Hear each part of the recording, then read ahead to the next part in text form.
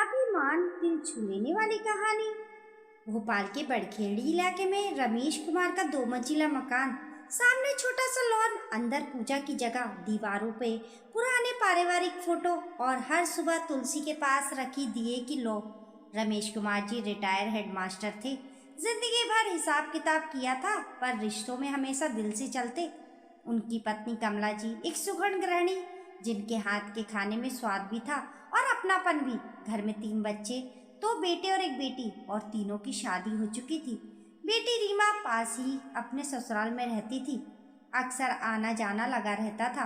बड़ा बेटा कार्तिक इंजीनियर था और मल्टीनेशनल कंपनी में नौकरी करता था। स्वभाव से नरम समझदार। उसकी पत्नी नैना घर संभालती थी, हाउसवाइफ, पर सिर्फ घर में रहने वाली नहीं, घर को जोड़कर रखने वाली। उनके 2 बच्चे थे, 6 साल का धैर्य और 3 साल की नीति, जो पूरे घर की जान थे। छोटा बेटा विवेक का अपना बिजनेस था, काम में तेज लेकिन स्वभाव में एक अजीब सी अकड़। उसकी शादी को अभी 2 साल ही हुए थे। पत्नी मीरा शहर के एक प्रतिष्ठित स्कूल में टीचर, पढ़ी लिखी, सभ्य और सबसे बड़ी बात स्वाभिमानी। घर का माहौल वैसे तो बहुत अच्छा था, पैसे की कमी नहीं, प्यार की भी नहीं। नैना और मीरा मिलजुल कर काम करती। मीरा सुबह स्कूल जाने से पहले घर का बहुत कुछ समेट देती, सबका नाश्ता अपना, और कार्तिक विवेक का लंच, बच्चों के लिए फल, और शाम को आकर नैना के साथ डिनर में हाथ बटाती। कार्तिक भी अलग किस्म का आदमी था। वो पत्नी की मदद करने में शान समझता। कभी सब्जी काट देता, कभी बच्चों को संभाल लेता, कभी किचन साफ कर देता। कई बार नैना हंसकर कहती, आपसे शादी करके मैं हाउस वाइफ नहीं, हैप्पी वाइफ बन गई। कार्तिक मुस्कुरा देता, घर तो दोनों का है, काम भी दोनों का, लेकिन इसी घर में एक कोना ऐसा था जहां बात बात पर ठन पड़ती थी। विवेक और मीरा के रिश्ते में। विवेक को हर चीज हाथ में चाहिए होती, पानी भी, चाय भी, कपड़े भी, यहाँ तक कि रात को अगर प्यास लग जाए तो भी। मीरा, उठो पानी ले आओ। मीरा कई बार नींद में उठकर पानी दे देती, पर हर बार उसके भीतर कुछ टूटता। वो सोचती, मैं पत्नी हूँ या नौकरानी। कपड़े निकाल कर रखना, जूते पॉलिश होना, ऑफिस की फाइल ढूंढना, विवेक की नज़र में ये पत्नी के काम है। और ऊपर से उसकी एक आदत, वो मीरा की तुलना नैना से करता। कभी खाने पर बोल देता, देखो भाभी भैया के लिए कितनी अच्छे से करती हैं, तुम्हें भी सीखना चाहिए। मीरा धीरे से जवाब देती, भाभी घर पर रहती हैं, मैं स्कूल जाती हूँ विवेक, मैं कोशिश करती हूँ, पर मैं इंसान हूँ, मशीन नहीं। विवेक चिढ़कर कहता, बहाने मत बनाओ, बीवी हो तो बीवी की तरह रहो। ये बातें कई बार बहस बन जाती, और सबसे दुखद ये था कि विवेक कई बार सबके सामने मीरा को डांट देता, नहीं होता तो अपने मायके चली जाओ। ऐसा सुनकर कमला जी की छाती में जैसे कुछ चुभ जाता। वो विवेक को समझाती, विवेक पत्नी है तेरी, बराबरी का रिश्ता है, ऐसे बोलते नहीं। विवेक वही पुरानी लाइन, माँ आप बीच में मत पड़ो। नैना भी कई बार धीरे से कहती, देवर जी मीरा नौकरी भी करती है, आप थोड़ा समझो। पर विवेक को समझ ही नहीं आता था कि घर चलाना सिर्फ पैसे कमाना नहीं, रिश्ते भी जरूरी होते हैं। रमेश कुमार जी सब देखते थे, लेकिन अक्सर चुप रह जाते। उन्हें लगता अभी बोले तो आग बढ़ जाएगी, पर चुप्पी भी कई बार आग को हवा देती है। ये सच वो उस दिन समझे जिस दिन सुबह घर में हलचल थी। रसोई में नैना आटा गूंद रही थी, मीरा जल्दी जल्दी टिफिन पैक कर रही थी, धैर्य स्कूल ड्रेस में उछल पड़ा था। दादी मेरा टाई सही कर दो। कमला जी ने धैर्य की टाई ठीक की, शरारती कहीं का।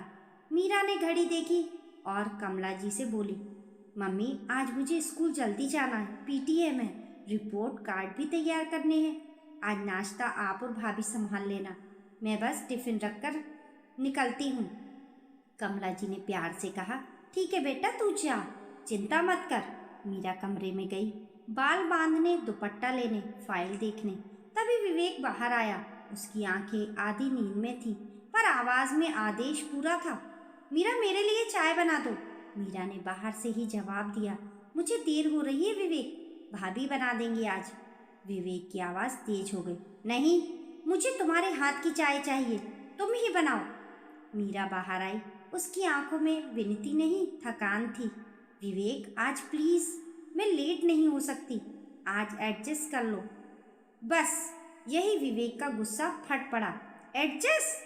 मैं हर चीज में एडजस्ट करूं? तुम बीवी होकर चाय नहीं बना सकती? नैना ने धीरे से कहा। देवर जी रहने दो, मैं बना देती हूँ। लेकिन विवेक को जैसे सुनाई ही नहीं दिया। उसने सबके सामने वो वाक्य बोल दिया जो किसी भी औरत की रूह तक को घायल कर देती है। अगर नहीं कर सकती हो तो जाओ यहाँ से, यहाँ रहने की जरूरत नहीं है। एक पल के लिए घर में आवाजें बंद हो गईं। धैर्य का खेलना रुक गया। नीति रोते रोते चुप हो गई। नैना का हाथ आटे में ही थम गया। कमला जी की आंखों में पानी भर आया और रमेश कुमार जी जो बोलना चाहते थे पर उनके गले में शब्द अटक गए। विवेक को शायद लगा उसने अपनी बात मनवा ली, पर असल में उसने मीरा के दिल पर हथौड़ा मार दिया था। मीरा कुछ सेकंड विवेक को देखती रही, जैसे उसकी आंखें पूछ रही हों, क्या सच में? फिर वो बस इतना बोली, ठीक है, और कमरे में चली गई। नैना भागकर उसके पीछे गई। मीरा, पगली, गुस्से में मत जा, विवेक अभी गर्म है, ठंडा हो जाएगा, हम सब समझाएंगे, तू ऐसे घर छोड़कर मत जा। मीरा की आंखें बह रही थी, लेकिन आवाज बहुत शांत थी, खतरनाक शांत। भाभी, मैंने कितनी बार समझाया, मैंने कितना सहा। मैं स्कूल में बच्चों को सम्मान सिखाती हूँ और घर में खुद अपमान पीती हूँ। नैना ने उसका हाथ पकड़ा। पर घर टूट जाएगा। मीरा ने धीरे से अपना हाथ छुड़ाया। भाभी, घर तब टूटता है जब एक औरत हर दिन टूटती है। मैं अब और नहीं। वो अलमारी से बैग निकालने लगी, कपड़े रखे, कुछ किताबें, स्कूल की फाइल, अपने डॉक्यूमेंट्स।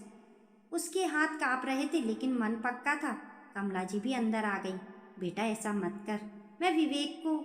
मीरा रोते हुए बोली, मम्मी आप बहुत अच्छी हैं, ये घर भी बुरा नहीं है, पर आपका बेटा मुझे बराबर नहीं समझता और मुझे अब खुद को छोटा नहीं करना।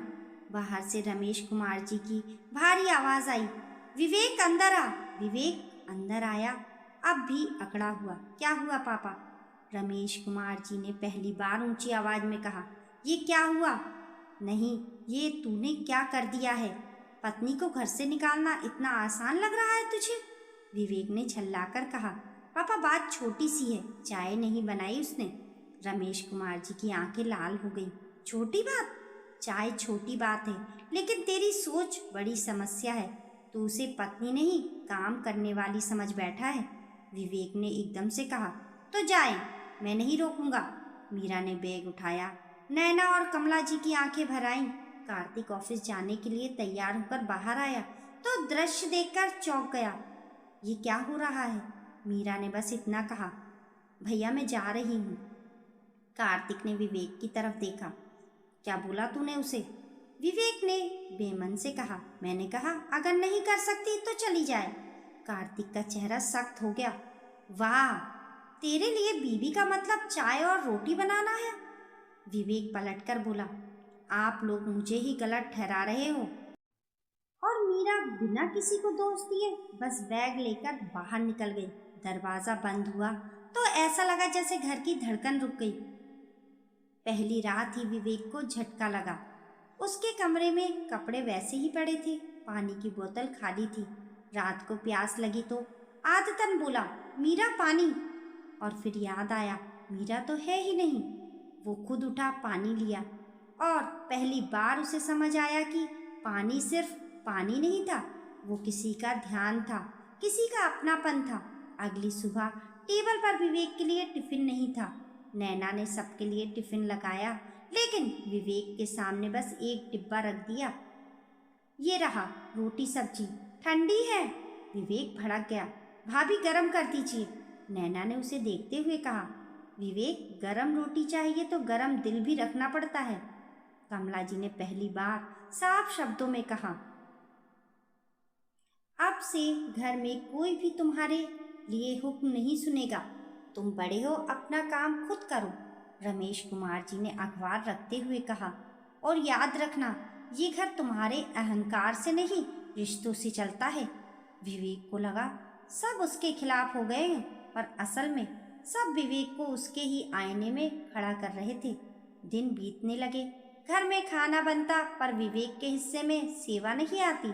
विवेक चिढ़ता, बड़बड़ाता, लेकिन भीतर से टूटता भी। एक दिन ऑफिस से लौटा तो धैर्य बोला, चाचा चाची कब आएंगी? चाची मुझे मैथ्स करवाती थी। नीति ने भी अपनी बाल सुलझाते हुए कहा, चाची चाची, और विवेक के सीने में कुछ धस गया।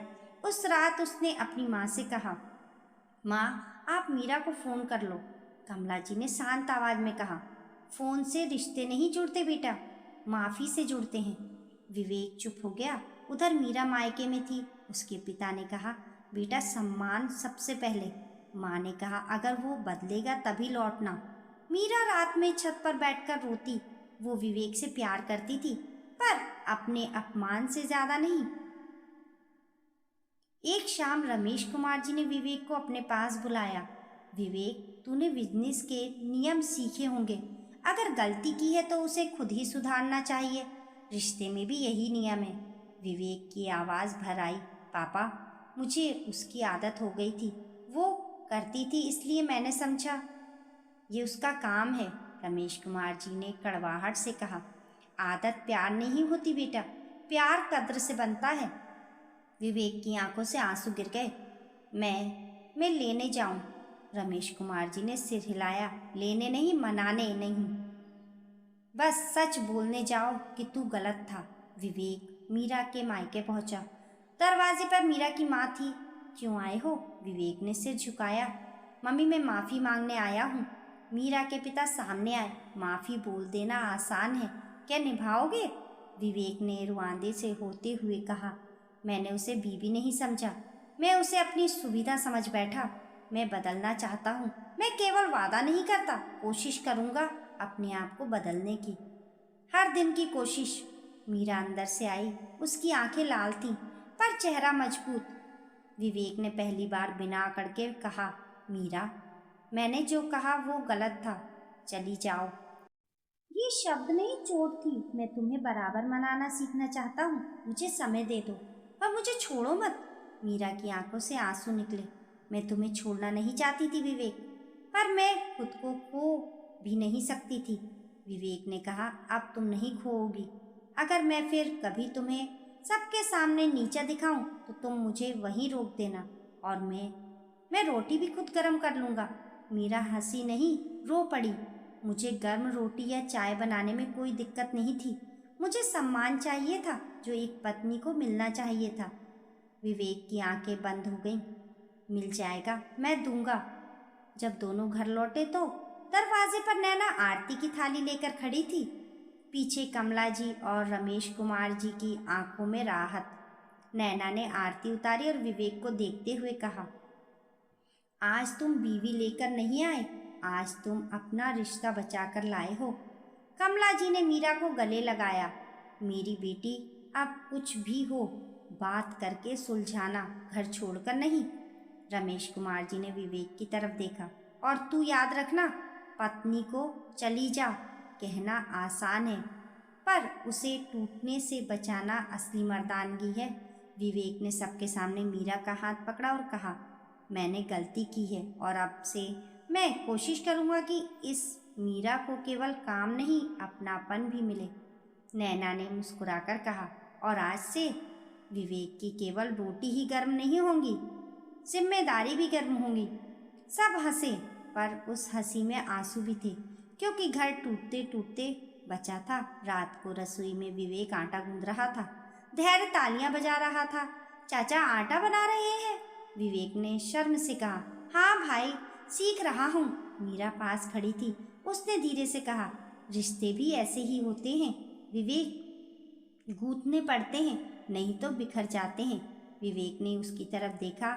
उस नज़र में पहली बार हक नहीं, इज्जत थी। मैं गूंथ लूँगा, बस तुम साथ रहना। मीरा ने सिर हिलाया, और रसोई की उस गर्म हवा में पहली बार रिश्ते सच में गर्म हुए। दोस्तों, आपकी इस कहानी के बारे में क्या राय है? हमें कमेंट करके ज़रूर बताना। कहानी पसंद आने पर लाइक और शेयर करें। ऐसी ही अच्छी अच्छी कहानियों के लिए चैनल को सब्सक्राइब करना ना भूलें। मिलते हैं फिर एक नई कहानी के साथ। तब तक तक के लिए नमस्कार।